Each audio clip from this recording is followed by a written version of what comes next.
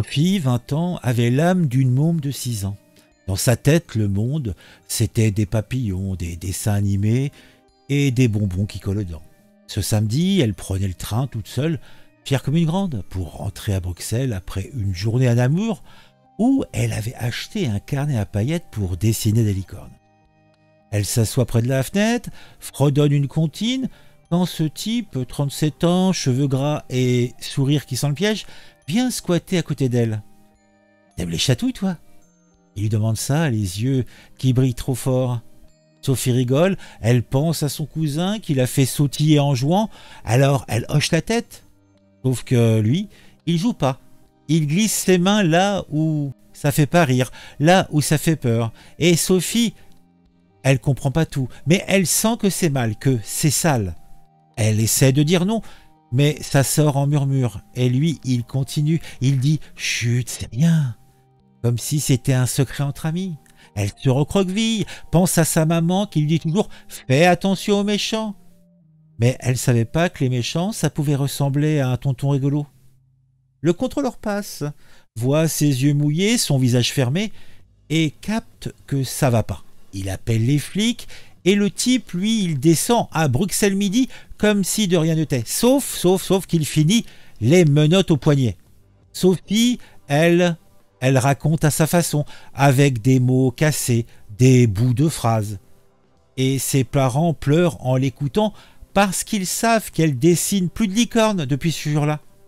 Elle a peur des trains maintenant, et des hommes qui sourient trop. Elle demande à sa mère pourquoi il a fait ça, mais sa mère sait pas quoi répondre, alors elle la serre fort. Et ça ne cache pas le vide. Pourtant... Le club est là, tu sais ce seul acte, tu regardes les vidéos, tout devient fou. De ton avis et comment c'est cool, chaque like, chaque abon, t'es pas seul dans la foule. Vous l'avez attendu, elle avait 20 ans, un sourire d'enfant et l'innocence d'une gamine qui ne comprend pas les ténèbres du monde. Dans un train régional entre Namur et Bruxelles, une jeune femme déficiente mentale a été agressée sexuellement par un homme de 37 ans. Lui, il a dit vouloir juste la chatouiller. Mais ce qu'il a fait n'avait rien d'un jeu. C'est un cauchemar qui rappelle que certains monstres ne se cachent même plus.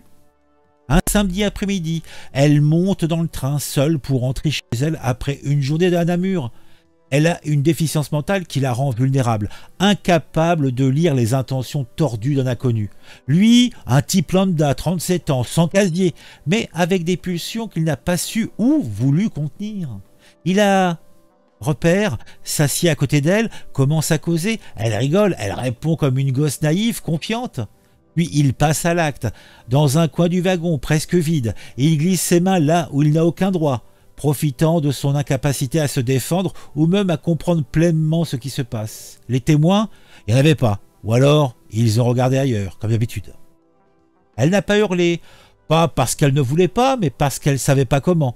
Sa déficience mentale, c'est pas juste une étiquette, ça veut dire qu'elle ne peut pas saisir les nuances, qu'elle ne peut pas toujours dire non, qu'elle ne peut pas toujours fuir. Lui, il le savait, il l'a vu dans ses yeux, dans sa façon de répondre comme une bombe, et il a choisi d'en faire sa proie.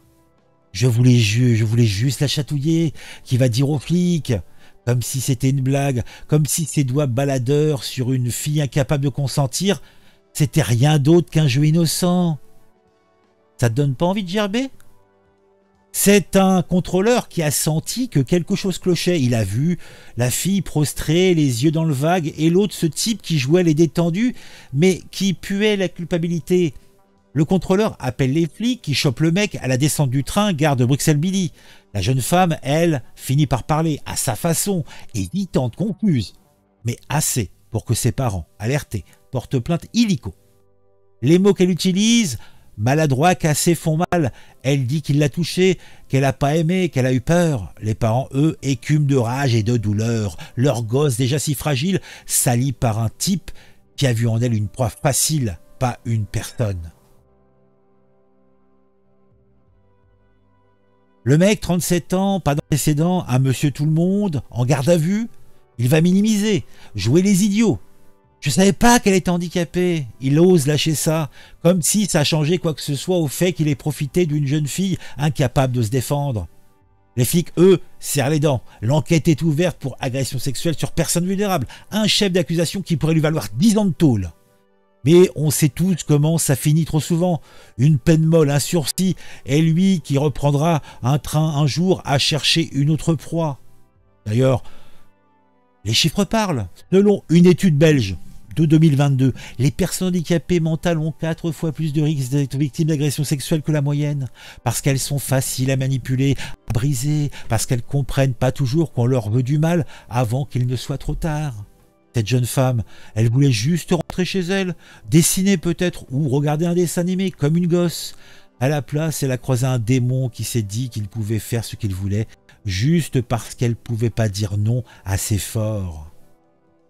Le parquet de Bruxelles a pris l'affaire en main. Le type est en attente de jugement. Mais on connaît la chanson. La justice belge, comme ailleurs, patauge souvent dans ces cas-là.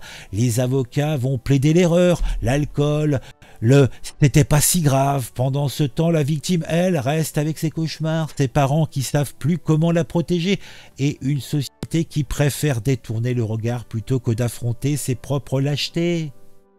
Ce type, c'est pas juste un pervers, c'est un miroir. Il montre ce qu'on tolère quand on laisse les plus vulnérables se débrouiller seuls. Elle avait 20 ans, mais l'esprit d'une gamine de 6 ans. Il a choisi de la salir pour son plaisir tordu. Salopard.